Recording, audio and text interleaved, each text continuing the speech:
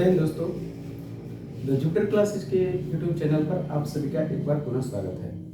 आज के इस वीडियो में हम इलेक्ट्रिक करंट के कुछ बचे हुए क्वेश्चन को देखेंगे और आज ये हमारा इलेक्ट्रिक करंट का ऑब्जेक्टिव प्रश्नों का लास्ट वीडियो है।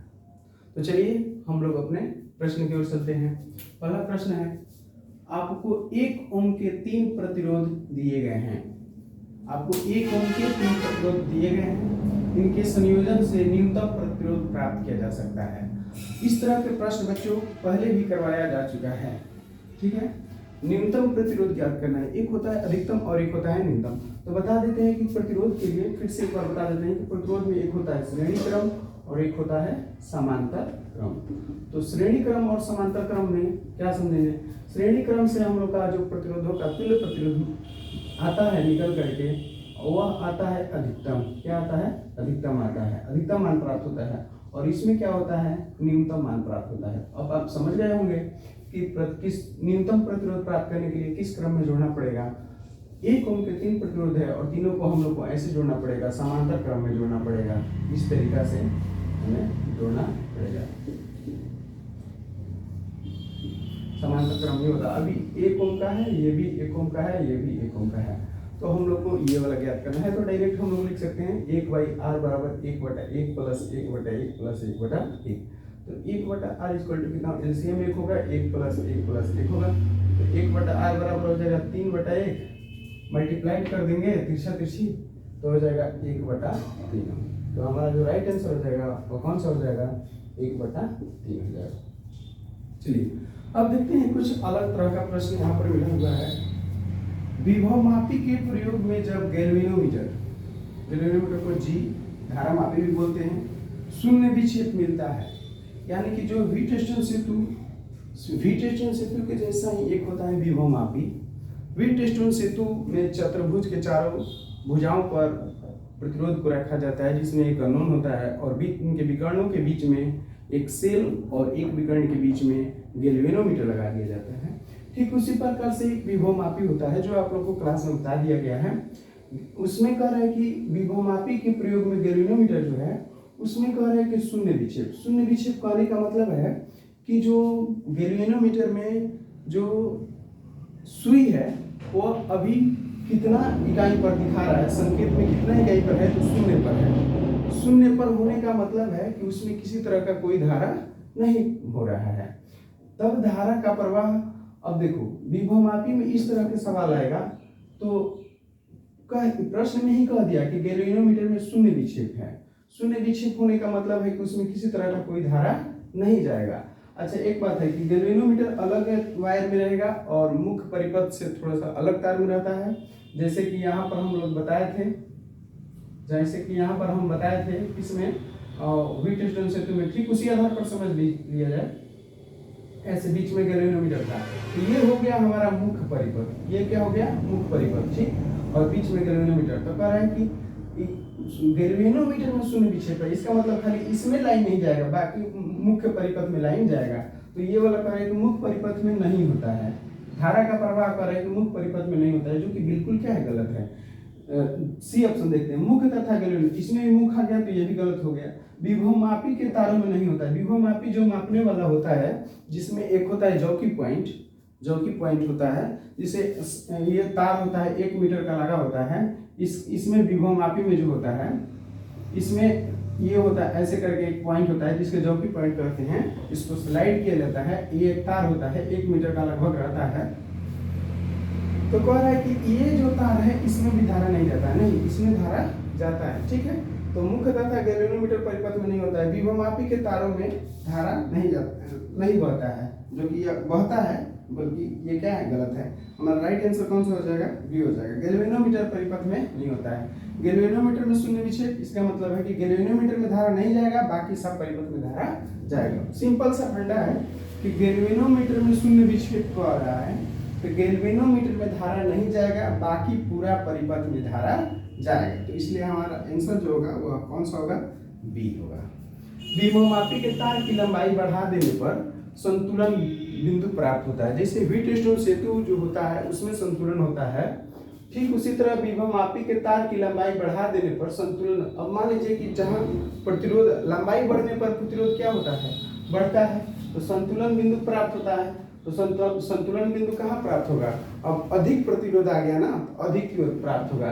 तो कम लंबाई पर, अधिक लंबाई पर, उतनी ही लंबाई पर, किसी भी लंबाई पर नहीं। तो इसका सिंपल सा जवाब है, इसको आप लोग फिगर में समझ सकते हैं, विभवमापी के तार की लंबाई बढ़ा देने पर संतुलन बिंदु किधर प्राप्त होगा, तो बताएंगे कि अधिक लंबाई पर प्राप्त होगा। विभवमापी की शुद्ध माप के लिए ये तो सवाल जो है वो ऑप्शन के अनुसार होगा।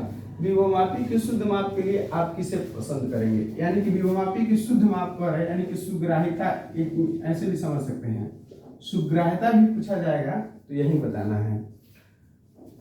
विभवमापी की सुग्राह्यता पता है किस पर डिपेंड करता है, प्रतिरोध पर डिपेंड करता है। प्रतिरोध जितना ही कम होगा, प्रतिरोध जितना ही कम होगा उसकी सुग्राह्यता उतना ही अधिक होगी। सुग्राह्यता का मतलब होता है सेंसिटिव, यानी कि जिस काम के लिए उसे लगाया गया है उस पर वर्क वह बहुत अच्छा करेगा। तो विभवमापी की शुद्ध माप के लिए आप किसे पसंद करेंगे, यानी कि सुग्राह्यता समझ लीजिए। तो सुग्राह्यता का मतलब विभवमापी में कि अगर प्रतिरोध कम है तो सेंसिटिव ज्यादा है, तो सेंसिटिविटी ज्यादा होगा तो इसका मतलब वर्क अच्छा करेगा। तो इसमें देख लेंगे कि कम मान वाला प्रतिरोध कौन सा है, तो इसमें ऑप्शन के अनुसार देखेंगे तो ये हो जाएगा 50 ओम वाला विभवमापी। ठीक है, सुग्राह्यता यानी कि सेंसिटिविटी। ठीक है, ये जो होता है इसका फॉर्मूला में देखिएगा तो इस पर डिपेंड किस पर करता है कि प्रतिरोध कम होगा तो उसकी सेंसिटिविटी क्या होगी, ज्यादा, यानी कि जिस कार्य के लिए विभवमापी का प्रयोग किया जाता है उस पर अच्छा वर्क करेगा। अच्छा, विभवमापी का प्रयोग बता देते हैं। जो सेल विभवमापी का प्रयोग किया जाता है सेलों की तुलना करने के लिए, जो दो सेल लगा रहेगा उसमें उसके विभवांतर को ज्ञात करने के लिए और प्रतिरोधों की तुलना करने के लिए इसका प्रयोग किया जाता है। किसके लिए, प्रतिरोधों की तुलना करने के लिए, और किसके लिए किया जाता है, तो और किया जाता है सेल का विभवांतर ज्ञात करने के लिए। ठीक है, एक स्वस्थ मनुष्य के शरीर का विद्युत प्रतिरोध कितना होता है, तो समझ लीजिए कि कितना होता है, लगभग 50,000। ये वाला इसको ध्यान रखेंगे। एक स्वस्थ मनुष्य के शरीर का विद्युत प्रतिरोध कितना होता है, प्रतिरोध माने कितना रुकावट होता है उसका प्रतिरोध होता है, तो वह होता है कितना, 50,000 लगभग। अब ये वाला इस वीडियो में हम लोग पूरा पढ़ लिए हैं। पूरा क्वेश्चन को आप लोग क्या करेंगे कि इसको कॉपी पर लिख लेंगे और इसको ध्यान से 1 या 2 बार देखेंगे तो आपको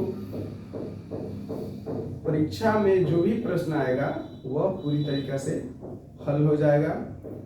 ठीक है, अब आपके लिए हम कुछ प्रश्न जो है उसको बोल रहे हैं, आप लोग इसको कमेंट के माध्यम से इसका आंसर बताएंगे।